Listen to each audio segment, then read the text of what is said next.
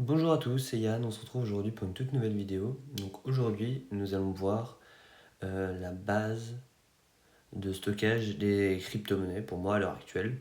Donc aujourd'hui, on va voir le fonctionnement de Ledger. Donc je prends ici Ledger parce que c'est une entreprise française qui fait de super outils, enfin de super clés privées. Donc une Ledger, c'est un cold wallet, c'est-à-dire un wallet qui n'est pas relié au réseau.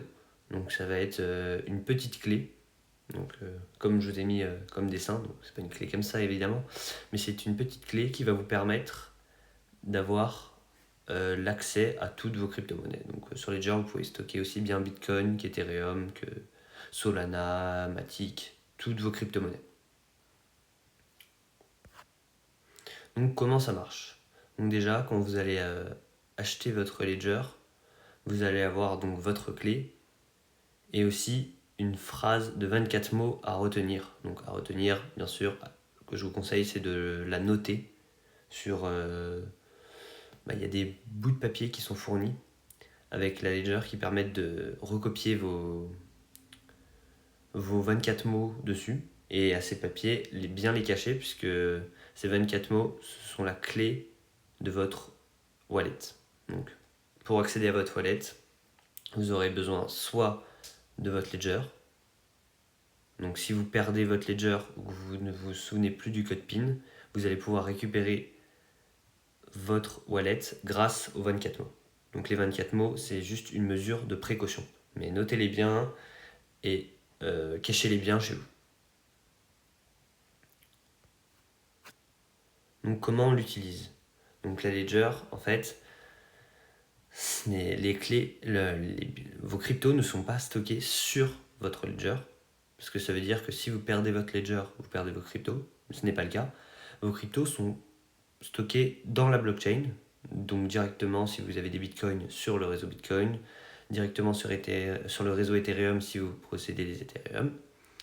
Et en fait, la Ledger va juste donner accès à votre wallet, enfin vos bitcoins, vos Ethereum qui sont directement sur la blockchain. Donc personne ne pourra avoir accès à vos crypto-monnaies, il n'y a que vous grâce à votre Ledger.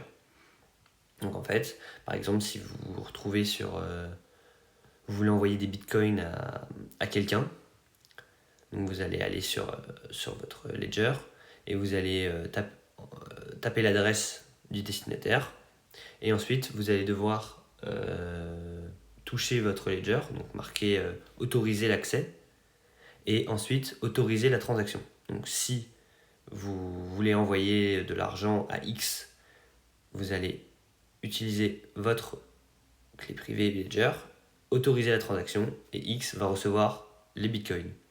Par contre, si vous n'autorisez pas la transaction, X ne recevra rien.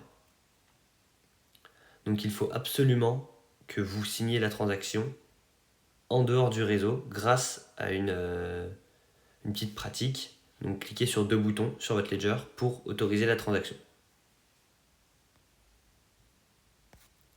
Donc la sécurité, comme je vous parlais, la phrase de 24 mots et votre clé ledger. Personne ne pourra toucher à votre wallet si il n'a pas votre clé ledger ou votre phrase de 24 mots. Donc votre clé ledger, normalement, vous l'avez chez vous, donc cachez-la bien. Et même si quelqu'un trouve votre clé ledger, il y a un code PIN que vous seul devez connaître, si vous ne le partagez évidemment pas avec les autres. Et la phrase de 24 mots qui doit être normalement stockée à un endroit sûr. Donc sans ça, personne ne pourra vous voler vos bitcoins et vos Ethereum. Par contre, si vous signez des transactions avec votre clé que vous autorisez et que c'était un smart contract frauduleux, un smart contract donc c'est un contrat, si vous signez un contrat et en fait c'était une arnaque le contrat, la personne pourra vous piquer vos cryptos. Donc faites bien attention à signer que des contrats dont vous savez la source et que vous estimez bon pour vous. Et ensuite, les risques. Donc, quels sont vos risques de perte de wallet? Donc si vous perdez votre clé Ledger et que vous perdez les listes de 24 mots, alors vous ne pourrez plus jamais retrouver vos fonds. Par contre, si vous perdez votre clé Ledger, vous pourrez toujours utilisez la liste de 24 mots pour avoir accès à votre wallet. Donc ça, ce n'est pas un problème, il faudra juste racheter une clé Ledger ou alors stocker autre part. Mais moi, je vous conseille de racheter si vous l'avez perdu.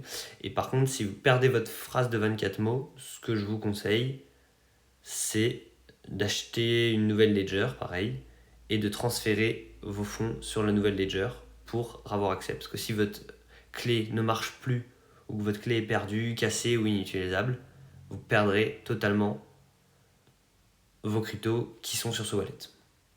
Donc voilà, j'espère que j'aurai été clair. Si vous avez des questions, n'hésitez pas à me les poser en commentaire.